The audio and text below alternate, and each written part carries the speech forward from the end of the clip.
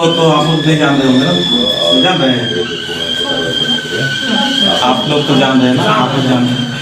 तो मैं अपना परिचय बता देता हूँ कि मैं सरना समाज से भी चल रहा हूँ और लगातार सरना समाज के प्रति मैं प्रयास कर रहा हूँ कि समाज का एक एक व्यक्ति के अंदर में सरना समाज के प्रति, सरना समाज के प्रति और सरना धर्म के प्रति और साथ साथ में हमारे सरना पूजा करने वाले व्यक्ति प्राकृतिक का जो स्वभाव है, प्राकृतिक का जो हम लोग एक पुजारी कहते हैं, उस पुजारी होने के नाते हमारा स्वभाव किस तरह से होना चाहिए ताकि हम हमेशा सुख से, शांति से और प्रेम से अपना जिंदगी को हम लोग व्यतीत कर सकते हैं।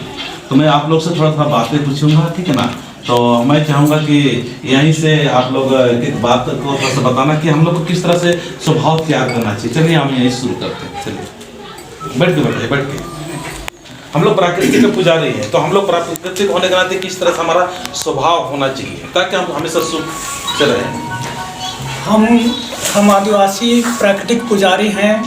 हमारा पूर्वज जब से इस सृष्टि का रचना हुआ तब से प्रकृति को देखते आया है और देखते के साथ साथ वो प्रकृति की हर घटना को देखते हुए आया और वो प्रकृति के अनुसार चलने का प्रयास किया।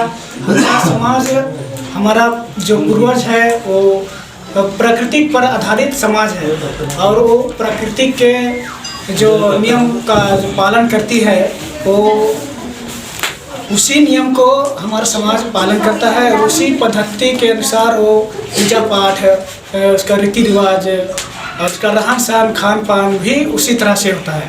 तो हम प्रकृति का स्वभाव अपने अंदर लाने के लिए प्रकृति के अनुरूप ढालना पड़ेगा, उसको संरक्षित करना पड़ेगा और जिस तरह से प्रकृति सरनामा चालायो हम लोग को ख्याल रखती है उसी तरह से हमारे अंदर भी प्रकृति के प्रति ख्याल रखना पड़ेगा, प्रकृति को संरक्षित करना पड़ेगा।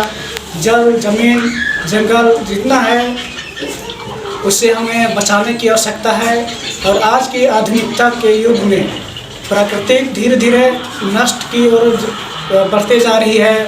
जैसे ग्लोबल वार्मिंग हो गया, धरती का तापमान बढ़ रहा है जिससे कि प्रकृति को कई तरह की नुकसान भी होती है, उससे हमें बचाने की आवश्यकता है। तो अपने अंदर प्रकृति को बचाने का क्या कहते हैं, प्रकृति को बचाने के लिए हमें प्रयास करना चाहिए। तो ये प्रकृति के बारे में अच्छा विचार था। हम चाहेंगे कि हाँ जो घर पूजा हो रहा है तो हम लोग का जो घर पूजा और घर पूजा से जिस तरह से अच्छा माहौल तैयार हो रहा है उसके प्रति मैं चाहूँगा कि हमारे जो पीछे जो बहन लोग बैठी हुई है, सुभानी है, सीता जी है और बहन जी है, उनसे भी चाहेंगे कि आप लोग अपना विचार दीजिए, खड़ा होकर, ठीक ना।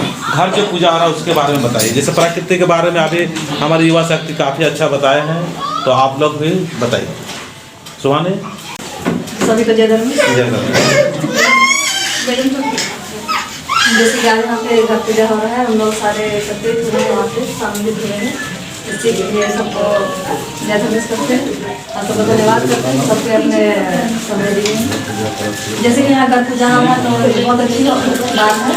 पहले हम लोग नहीं जानते थे और हम लोग घर पूजा हो या और कोई भी पूजा ऐसा हो, करने के शादी या कुछ भी हो तो पहले पंडित को हम लोग पूछते थे और अभी हम लोग जागरूक हो चुके हैं सरना प्रार्थना सभा के माध्यम से। तो हम लोग चाहिए कि जितना भी हम लोग अगल बगल नहीं जान रहा है तो लोगों को बताना चाहिए कि हमें हर पूजा पहाड़ के द्वारा ही करवाना चाहिए। और अभी भी यहाँ पे घर पूजा हो रहा था तो पहाड़ की आवश्यकता थी, बहुत अच्छी तरह से हमारे पहाड़ पूजा पाठ कर सकते हैं और उसको बुलाना बहुत जरूरी भी है। और शादी ब्याह में पहाड़ को जरूर बुलाना चाहिए। चलो बहन जी बहुत अच्छा चीज़ बताए कि हम लोग का जब भी पूजा प्रार्थना होता है हम लोग पहान के द्वारा ही करना चाहिए। यहाँ पर किसी असुविधा के कारण पहान जी नहीं आए हुए हैं तो कोई बात नहीं।